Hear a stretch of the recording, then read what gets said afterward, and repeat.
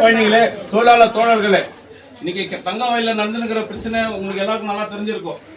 இது வந்து பெம்மெல்ல வேலை செய்யற கான்ட்ராக்ட் தொழிலாளிக்கோ டிசிஎல் தொழிலாளிக்கான பிரச்சனை கிடையாது, அவங்களுக்கான போராட்டம் கிடையாது. இன்னைக்கு 22வது நாள் ஸ்ட்ரைக்ல இருக்கிறோம். இது வந்து நாளைக்கு வந்து இந்த தங்கவயல்ல இருக்கிற இளைஞர்களுக்கெல்லாம் வேலை கிடைக்கணுன்றதுக்கான போராட்டம். இது நம்ம ஊர்ல இருக்கிற ஒரே பப்ளிக் செக்டர் ஒரு கவர்மெண்ட் ஃபேக்டரினா அந்த பெம்மெல் மட்டும்தான்.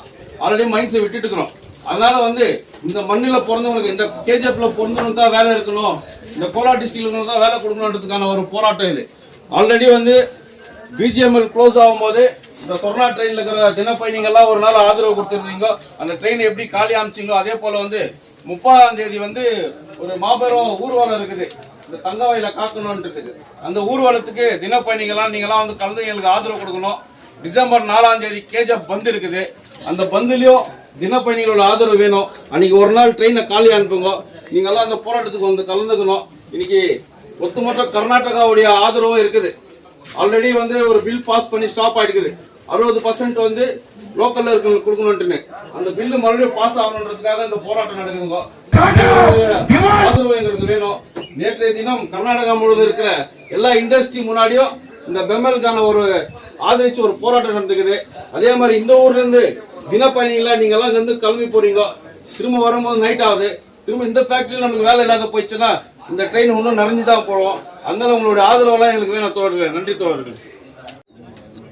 அன்பார்ந்த தினப்பயணிகளே, தொழிலாளர் தோழர்களே, இன்னைக்கு தங்கவயல்ல நடத்துகிற பிரச்சனை என்னன்னு உங்களுக்கு தெரியும். எல்லாருக்கும் நோட்டீஸ் வந்து சேர்ந்திருக்கும். இன்னைக்கு 22வது நாளா இந்த போராட்டம் தொடர்ந்து நடந்துருக்குது. இது பெம்மெல் கான்ட்ராக்ட் தொழிலாளிக்கோ இல்ல டிசிஎல் தொழிலாளியுடைய பிரச்சனை இல்ல. இது ஒட்டுமொத்த தங்கவயலுடைய இளைஞர்களுடைய பிரச்சனை. இது கோலார் தங்கவயலுடைய பிரச்சனை. இன்னைக்கு இந்த மேனேஜ்மெண்ட் வந்து இந்த 22 நாளும் நடக்கிற போராட்டத்துக்கு எந்த ஒரு தீர்வும் கொடுக்கல.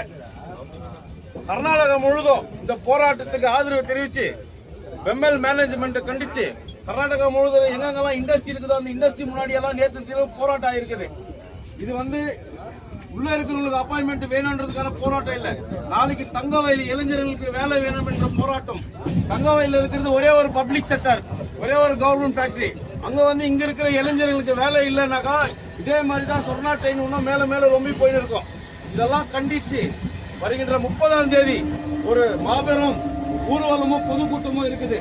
அந்த பொதுக்கூட்டத்துக்கும் ஊர்வலத்துக்கும் தங்கவயல் மக்களும் வியாபாரி சங்கமும் லாயர்ஸ் அசோசியேஷன் ஆட்டோ டிரைவர்ஸ் இவங்க எல்லாம் வந்து அந்த போராட்டத்தை ஆதரிச்சு அதுல கலந்துக்கிறாங்க. அதே போல தினப்பயணிகளும் வந்து அதுல ஆதரவு கொடுத்து கலந்துக்கணும்.